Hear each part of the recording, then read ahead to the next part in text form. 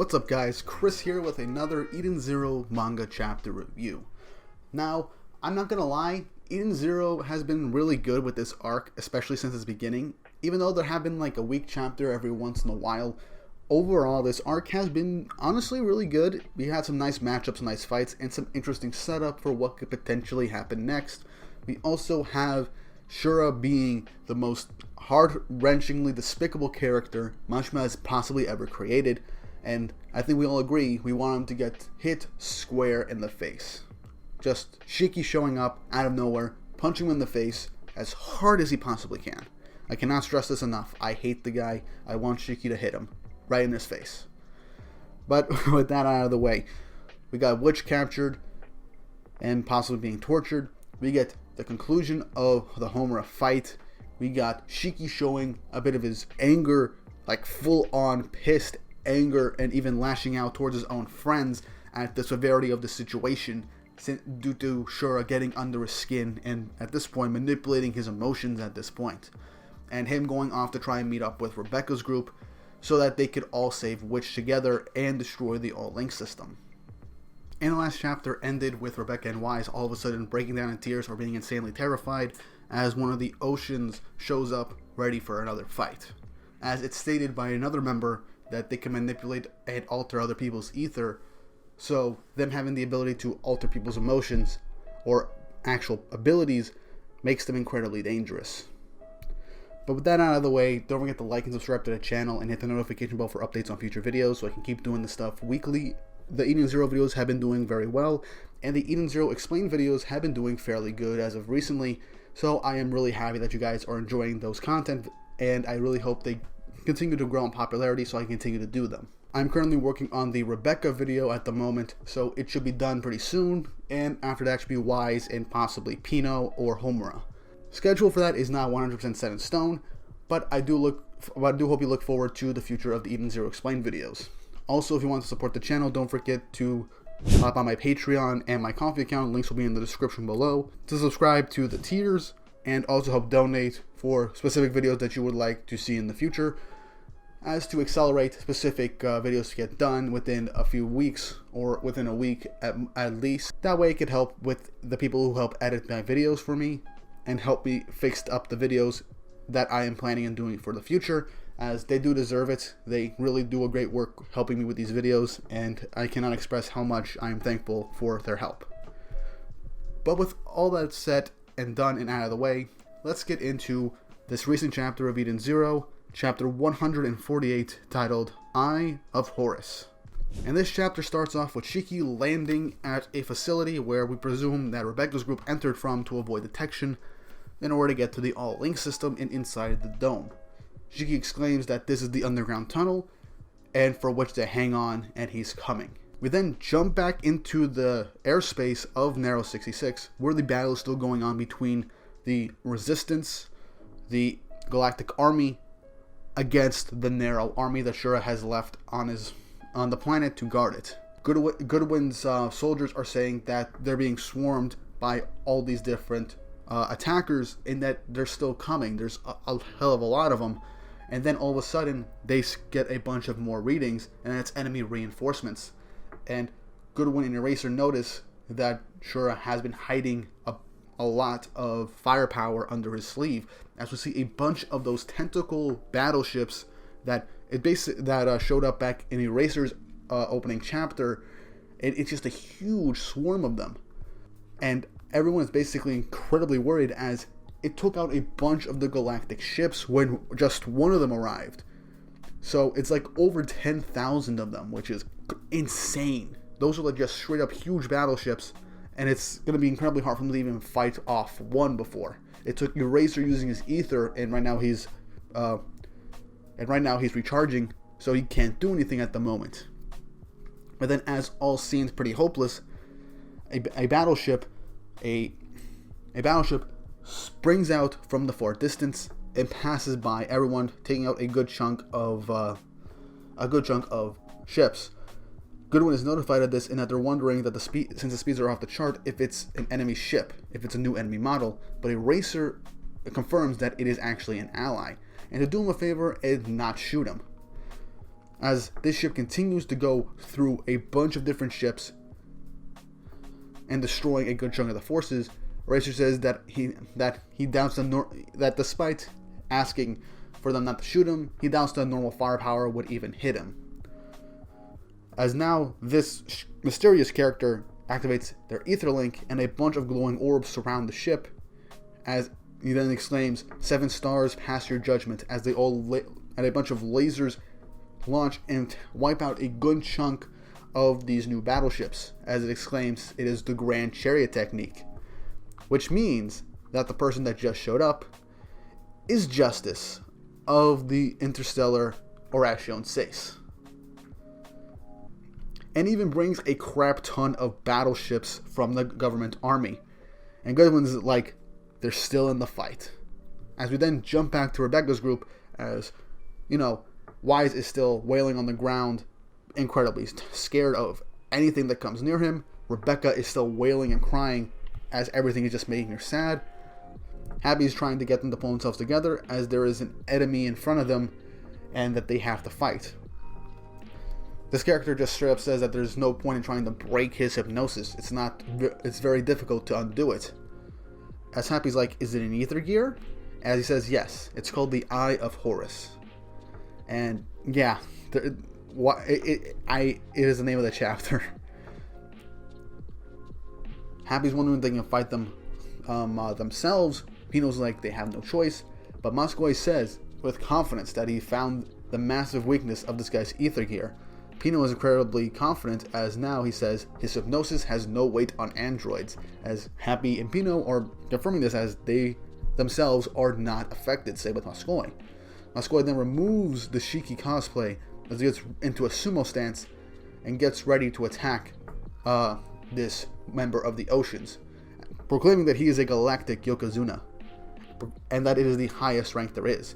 He begins his galactic Yokozuna style meteor face slap shower, and immediately gets kicked in the face by the member of the Six and gets knocked down flat on his back. The member of the Six does say that they got the wrong idea about his ether gear. His abilities do work on androids, but it just takes some time to kick in. As he then states, I know, I'll make you into a fine lady, as then Moskoy just starts acting bizarrely feminine, like super, I don't know how to describe it. It just feels, I don't know if this is supposed to be funny. I mean, it is a little funny, especially with Happy and Pino's reaction to everything that is going on. So it is confirmed that his ether gear can affect androids. So my theory from last chapter, blown out the window. So now we have to wonder how they're going to get out of this situation. As Pino says, this might actually be the greatest crisis they've ever faced, and at the greatest chaos they've ever faced. Now, this member of the Six, I apologize, I forgot his name. I am really sorry. He just says, what am I going to do with these tiny new bots? You're adorable. And that he's glad he saved them for last. He's still wondering what he's going to do, but Pino sets up a data link so that she and Happy can talk telepathically, stating that he's let his guard down, and that it makes sense considering what they look like. But with his defenses lowered, they do have a chance. So one thing that I did not 100% know at this point was that Happy can actually fire off a Happy Blaster by himself. I don't know if this, I forget if this happened previously in the story, but yeah. Anyway, Happy calculates the angle of fire, transforms into his gun form, blasts at the Six, at the ocean, as Pino closes in and activates her enclosed EMP, turning off his ether gear, as he is shocked to realize that Pino can create an electromagnetic pulse. And now Rebecca, Moskoy, and Wise snap out of it, with much to everyone being incredibly happy of what's going on. As the ocean states that Pino is the greatest threat in this specific situation. Happy explains that the oceans uses hypnotic ether gear and that they don't know how he does it and that they should be careful. Pino says that he uses a different method than standard hypnotic suggestion and that he should be under some kind of rules. As very quickly his ether gear returns and then he uses his hypnotic connection to hypnotize Pino, telling Pino that she is a mole. and then she begins to act like a mole and tries to dig a hole in the ground. Rebecca's like, "What's got it into you, Pino?" As Masako just exclaims that this is the same thing that happened to the other two. Happy tries to get Pino to snap out of it, as in the ocean just tells Happy, "You are a pigeon." And now, and this is honestly pretty funny also, Happy just starts to coo like a bird. And it is honestly kind of hilarious to see a cat act like a bird. I don't know why this is funny, but I just find it hilarious. And then he just tells Masako to act like a party girl. So I got no idea. This guy is laughing out loud along with me. So I think this last one was honestly a lot funnier than the previous hypnosis that Masako was under. But now Rebecca and Wise, still not under the hypnotic suggestion, are wondering how they can defeat him. This is not very bad. As the chapter ends with this guy stating that the movement you've been waiting for, time for fatal hypnosis. So it's basically treating this like a game and a show. So this was confirmed with last chapter, that these new oceans are considering this more of a game since they fully are confident in their abilities. Now, I am curious as to how they can defeat an opponent that can seemingly hypnotize them without even trying, or even landing a blow, or doing eye contact. And this is a very interesting fight. The last Oceans fight was in a mirror dimension, but Homer managed to break every mirror in the area and land hits on that person. But this one, it suggests that he can just hypnotize someone based off of looking at them. Right now, we don't know what his limits or weaknesses are, but at the moment he seems unbeatable. So we have to rely on Wise or Rebecca to handle this. Now, Rebecca, this has been over a minute, so her cat leaper won't do anything against this guy. And Wise, I'm not sure how his ether gear can be used to affect this outcome of the battle at all. Maybe this will be Wise's fight, as potentially his suit could, his ether gear armor could actually be a way to block his sight. Maybe he has to look directly at you, and with something covering you, it might not connect. It's a lot that's up in the air right now. See, we don't know what the limitations or weaknesses is, so there's no real way to figure this out. Now, in the last chapter, it was confirmed that Homura was seemingly brought out of the mirror dimension, so she could be rushing towards her friends right now. So it's very possible that Homura could show up at the last second and save them, or possibly meet up with Shiki right before that, as he has just arrived in the area and is going underground as well. There's still no clear way to figure out how they're going to beat this guy. The only way for them to win is to possibly knock him out or defeat him in an instant with one clear blow before they get hypnotized. But yeah, that was another chapter of Eden Zero. I thought it was okay. It had some funny moments and introduced a very interesting opponent to defeat. I'm still very curious as to how they're going to beat this guy and how this arc is going to transpire. I'm glad that Justice arrived with backup from the Galactic Army now that it was shown how much Shura has brought a bunch of battleships to defend this planet. So I'm not sure how things are going to pan out in this battle. But I just want to leave things off with one quick theory. If we end up, going away from Narrow 66 for a brief intermission. What I mean by this is, by the sheer scale of battleships that Shura has at this planet, it's very possible that he did this expecting Ziggy to show up, not the Eden Zero and Shiki, the Rebellion Army, or the Galactic Army to an extent.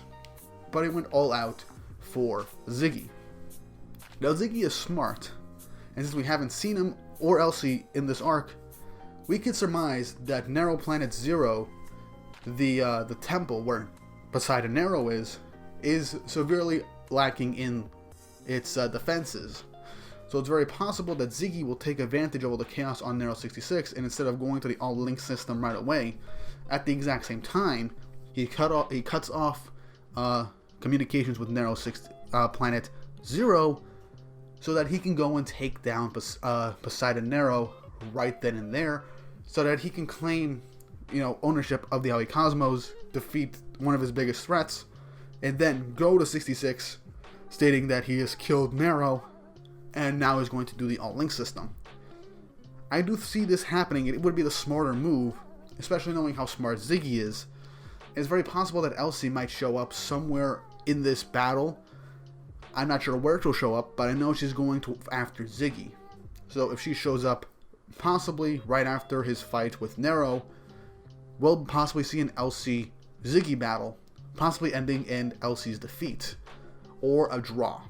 We're not entirely sure. And but I do want to see a Ziggy versus Elsie battle. I do want to see Elsie fight again, as she is incredibly strong, and it's not just because I like her character design and she's super similar to Urza, even though she is technically the Urza of this universe. But I do want to see Elsie fight and see how she can battle Ziggy. But that's pretty much it for the speculation department of this video. I hope you all enjoyed this chapter review. What did you guys think? What do you think of this guy's new hypnotic powers? How do you think Rebecca and Wise are going to get out of the situation? Leave it down in the comments down below. And what do you think of the possibility of Ziggy attacking Planet Zero while all this is going on, so he can take down Poseidon Nero and then use the all-link system on Planet 66? Leave everything down in the comments down below. Don't forget to like and subscribe and hit the notification bell for updates on future videos. And with all that said and done, I hope you all have an awesome day.